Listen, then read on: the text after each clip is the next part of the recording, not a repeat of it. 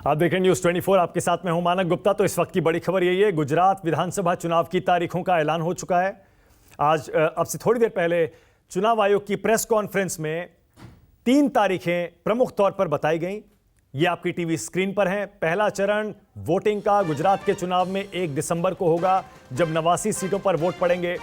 दूसरा चरण 4 दिन बाद 5 दिसंबर को होगा, जब बाकी की 93 सीटों पर मतदान होगा। और वोटिंग के बाद काउंटिंग 8 दिसंबर को गुरुवार के दिन होगी। वही 8 दिसंबर जिस दिन हिमाचल प्रदेश के नतीजे भी आएंगे।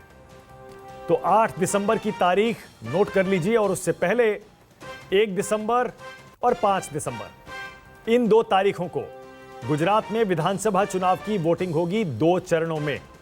हिमाचल की वोटिंग आप जानते ही हैं 12 नवंबर को होने जा रही है, अब से 9 दिन बाद। तो 12 नवंबर को हिमाचल की वोटिंग, 1 दिसंबर और 5 दिसंबर को गुजरात की वोटिंग, और 8 दिसंबर को गुजरात और हिमाचल के विधानसभा चुनाव के नतीजे आएंगे। उस दिन सुबह सुबह वोटों की गिनती 8 बजे शुरू हो जाएगी।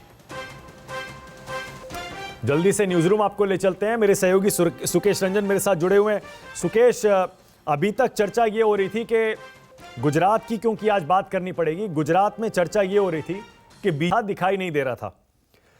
कुछ जगह पॉलिटिकल पंडित ये कह रहे थे कि कांग्रेस ने रणनीति इस बार ये बनाई है कि जब इलेक्शन पीक करेगा तब वो सही मायनों में अपनी पूरी ताकत चुनाव प्रचार में झोंकेंगे।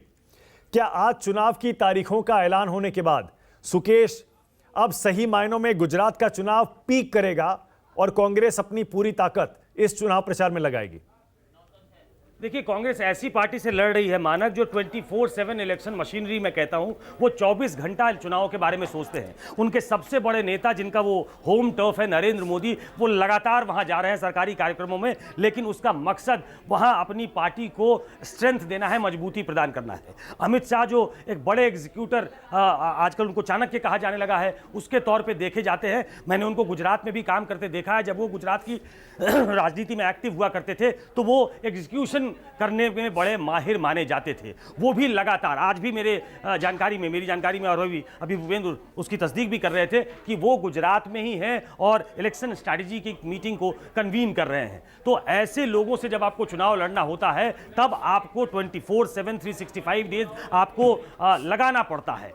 ये कहना कि इस बार अपना प्लान बदल दिया है कांग्रेस ने और वो डोर टू डोर कैंपेन कर रही है। देखिए, कांग्रेस का एक ट्रेडिशनल वोट बैंक वहां रहा है मानक, आप जानते हैं, वो कभी भी 50 सीटों से कम पे नहीं आई। हाईएस्ट सीट उसकी सोलंकी, माधव सिंह सोलंकी के टाइम में है, जब उन्होंने एक खाम का गठन कहा जाता है कि किया था, जिसमें तमाम ऐसे मतलब समाज के अलग अलग वर्गों को जोड़ा था, जिसकी वजह से संख्या 149 तक पहुंच गई थी। लेकिन अपने खराब डेज में भी कांग्रेस वहां 50 से ऊपर सीटें जीतती रही है। और पिछली बार तो चाहे वो पाटीदार आंदोलन हो, चाहे हार्दिक पटेल का और तमाम बड़े नेताओं का साथ आना, जो युवा नेता थे उनका साथ आना हो, तो ऐसे लग रहा था कि एंटी इनकम्बेंसी बीजेपी के खिलाफ इतनी है कि सेंट्रल गुजरात और साउथ गुजरात को अगर छोड़ दें और बड़े शहरों को छोड़ दें, अहमदाबाद, सूरत और बड़ौदा को अगर आप माइनस कर दें, तो कांग्रेस ने एक तरीके से वहां जीत दर्ज कर ली थी। वो रूरल डिस्ट्रेस को भुनाने की कोशिश कर रहे थे, वो पाटीदार आंदोलन को भुनाने की कोशिश कर रहे थे,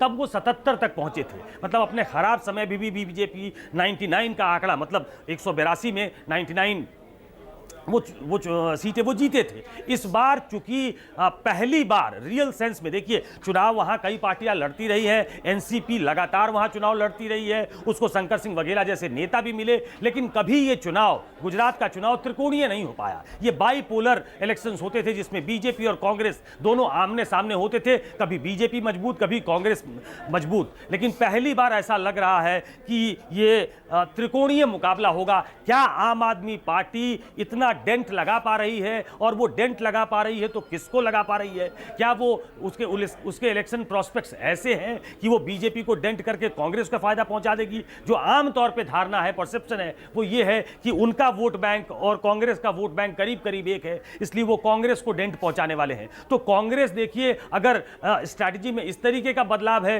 कि जिस समय पीक होना चाहिए इलेक्शन का, उस समय हम पीक पे जाएंगे, मुझे लगता है कि ओवर सिंप्लीफिकेशन है। कांग्रेस ने जिस तरीके से वहां वहां तैयारी करनी थी। मुझे लगता है कि अभी तक वो तैयारी नहीं दिख रही है। 27 सालों का समय आपको मालूम है, हालांकि गुजरात में, मैं थोड़ी देर पहले अभिलाषा से ये बात कर रहा था कि गुजरात में पहली बार अगर राजनीतिक शब्दकोश को अगर बदल दिया गया 27 साल पहले, जब एंटी इनकम्बेंसी को प्रो इनकम्बेंसी में तब्दील कर दिया बीजेपी ने। बाकी राज्यों में, देश के बाकी सूबों में ये बाद में हुआ, लेकिन गुजरात में पहली बार हुआ कि एंटी इनकम्बेंसी को प्रो इनकम्बेंसी में बदलते हुए एक नहीं 27 सालों से अगर देखा जाए 2002, 12, 17 ये चुनाव तो 2002, 7, 12 और 17 ये तो हम लोगों के सामने का चुनाव है। चारों चुनाव मैंने कवर किया है और उसमें ऐसा लगता था कि बीजेपी की जो सांगठनिक क्षमता है वो पूरी क्षमता इस तरीके से लगाकर चुनाव लड़ती है बीजेपी कि उसके सामने अगर आपको चुनाव लड़ना है तो आपको सांगठनिक क्षमता भी चाहिए,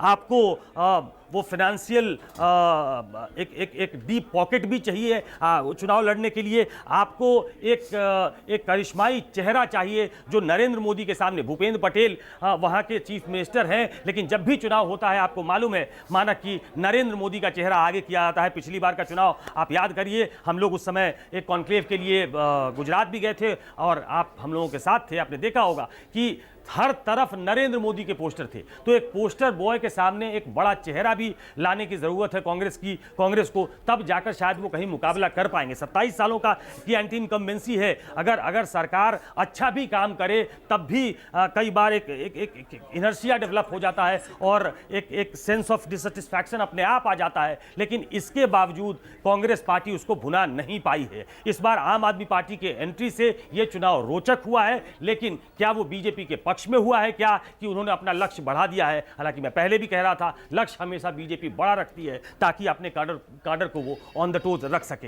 इंटरेस्टिंग चुनाव है, देखना पड़ेगा। ये चुनाव आगे की दशा दिशा भी तय करेगा, क्योंकि मैं बार बार कह रहा हूं कि ये होम टर्फ है नरेंद्र मोदी का और अमित शाह का, और इसलिए सबकी निगाह है खासतौर पर इस बार गुजरात पे। बिल्कुल सही है। और तारीखें एक बार फिर से अपने दर्शकों को दिखा दें आपकी टीवी स्क्रीन पर। 3 तारीखें मैं दिखा रहा हूं। 1 दिसंबर जब पहला चरण होगा, पहले चरण की वोटिंग होगी गुजरात के विधानसभा चुनाव में 89 सीटों पर वोट पड़ेंगे। दूसरा चरण होगा 5 दिसंबर को जब 93 सीटों पर वोट पड़ेंगे, और 8 दिसंबर को गुरुवार के दिन आएंगे गुजरात विधानसभा चुनाव के नतीजे, और इसी दिन हिमाचल प्रदेश के चुनाव के भी नतीजे आने हैं, याद रखिए। तो 2 राज्यों के विधानसभा चुनाव का पूरा कार्यक्रम अब सबके। नमस्कार, मैं हूं मानक गुप्ता। अगर आपको हमारा ये वीडियो पसंद आया हो तो इसे लाइक और शेयर जरूर करें, और हां, हमें सब्सक्राइब और फॉलो करना ना भूलें ताकि आप देश और दुनिया की कोई खबर मिस ना करें।